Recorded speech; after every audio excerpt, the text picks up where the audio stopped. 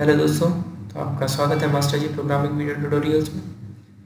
इस वीडियो में आपको समझा रहा हूँ कि किस तरीके से हम दो नंबर्स का एडिशन करते हैं, किस तरीके से एडिशन बेसिकली कैलकुलेटर बनाना सिखा रहा हूँ। बेसिक कैलकुलेटर जिसमें दो नंबर्स का एडिशन, मल्टीप्लिकेशन, डिवीजन, सब्ट्रैक्शन कर सकते हैं। उसमें हम दो नंबर्स यूज़र से इनपुट में लेंगे और फिर उसके बाद सम के देखेंगे कि क्या उन दोनों का एडिशन आ रहा है। तो सबसे पहले हम स्टार्ट करते हैं। एक इंटीजर ए लेंगे। जब मैंने बताया कि मैं यूज़र से इनपुट ले रहा हूँ तो मेरे को बफर रीडर वाला स्टेटमेंट जो पिछले ट्यूटोरियल में मैंने को बताया था वो लिखना बहुत ज़्यादा ज़रूरी है। उसके बाद ए बी सी तीन वेरिएबल्स लिए मैंने इंटीजर टाइप के। अब जब मेरे को integer value as a input लेनी है तो मेरे को इस तरीके से लिखना पड़ेगा statement A is equals to integer I capital dot parse I N T, integer का जो भी हम कोड यूज़ करते हैं आई कैपिटल होगा उसका, और B R dot read line जो कि हम सिमिलरली यूज़ करते थे स्ट्रिंग के लिए। ये ही सेम ये इतना स्टेटमेंट हमें यूज़ करना पड़ेगा जब हम इंटीजर का एज ए इनपुट लेंगे। और दो नंबर्स का इनपुट ले रहे हैं तो ए और बी दो नंबर्स इनपुट में ले लिए हमने यूज़र से।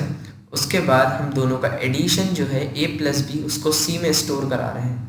ये चलता है लेफ्ट हैंड एल्गोरिथम से कि जो भी आप राइट साइड लिखते हैं वो सी में जाकर स्टोर हो जाता है।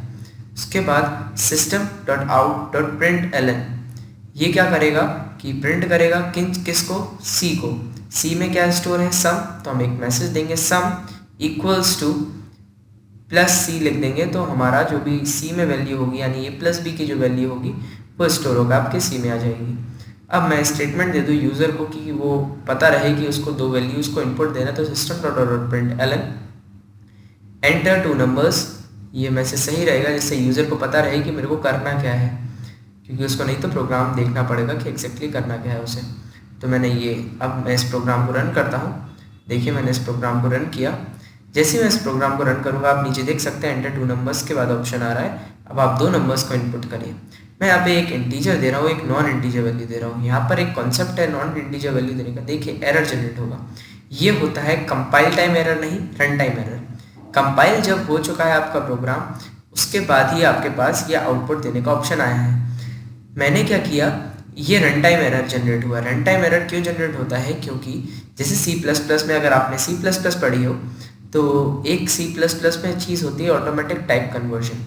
अगर हम सी प्लस प्लस में यही चीज़ करते तो वो उसमें आउटपुट जनरेट करता, वो 75.7 को 75 मानकर चलता और 0.7 को एक्सक्लूड कर देता, क्योंकि हमने b का जो वेरिएबल है जिसमें हमने 75.7 स्टोर करवाया था वो इंटीजर टाइप का है। तो ये ऑटोमेटिक टाइप कन्वर्जन हो गया, अपने आप ही टाइप का कन्वर्ट कर दिया उसने फ्लोट को इंटीजर में। पर ऑटोमेटिक टाइप कन्वर्जन जावा में प्रोहिबिट होता है, इसलिए ऑटोमेटिकली टाइप कन्वर्जन नहीं होता है। 75.7 जो कि इंटीजर वैल्यू नहीं है तो वो एरर जनरेट करेगा। इस वजह से हमें दो इंटीजर वैल्यू ही डालनी पड़ेगी, इसलिए ज़्यादा अच्छा होगा आप एंटर टू इंटीजर नंबर्स लिखिए तो ज़्यादा अच्छा रहेगा। 56 एंड 76 132 इज द सम। तो ये था आपका आउटपुट, ये इस तरीके से ही काम करता है। अब आपको ये चीज़ का ध्यान रखना है कि जब भी आपको दो नंबर्स का इनपुट लेना है तो आप इस तरीके से लेंगे। अगर वो इंटीजर टाइप के हैं तो आप यहाँ पर इंटीजर लिखेंगे, डबल टाइप के हैं तो DUBLE D capital and int की जगह डबल ही आएगा, क्योंकि डबल ही उसका डेटा टाइप होता है जो कि कीवर्ड में यूज़ आता है।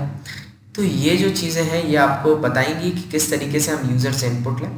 दूसरी बात मैंने आपको ये बताई कि ऑटोमेटिक टाइप कन्वर्जन नहीं होता है जावा में, जो कि एक्सक्लूड करता है प्रॉपर्टी C++ की। तो ये कुछ बातें थी इंपॉर्टेंट जो बतानी थी मेरे को आपको इस ट्यूटोरियल में। नेक्स्ट ट्यूटोरियल में आपको इंक्रीमेंट और डिक्रीमेंट ऑपरेटर के बारे में समझाऊंगा।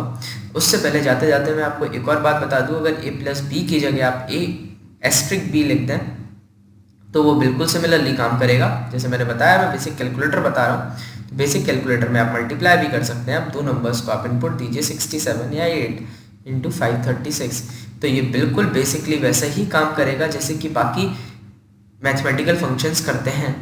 तो बाकी अर्थमेटिक ऑपरेटर्स जो भी होते हैं आप उनको यहाँ पर यूज़ कर सकते हैं और आपको जो आंसर कैलकुलेटर देता है वो ही आपका प्रोवाइड किया जाएगा। तो ये था एक सिंपल सा प्रोग्राम।